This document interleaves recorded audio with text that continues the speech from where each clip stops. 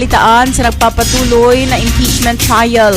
Escudero sinita ang abogado ni VP Sara dahil sa pahayag ukol sa bar exam rating. Para sa detalye ng balita, hatid sa atin ni DJ Joey Boy.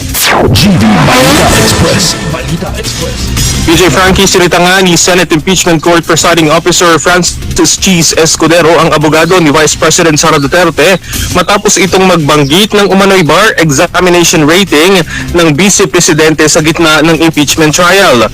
Nangyari ito habang nagsasagawa ng cross-examination ang Defense Counsel na si Attorney Mark Vinluan kay NBI Regional Director Attorney Jeremy Lotok na testigo ng House Prosecution Panel.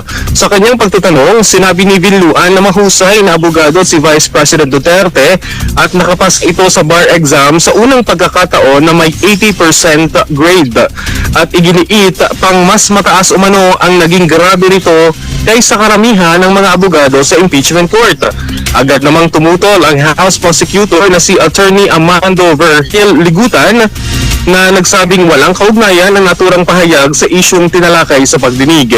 Pinaburan ni Escudero ang objection at pinaalalahanan si Vinluan na umiwas sa mga pahayag na maaaring maka-insulto sa iba pang mga abogado sa impeachment court.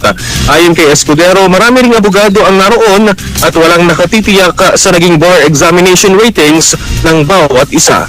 Para sa GV Balita Express, Boy, sa GV 99.9, your good vibes.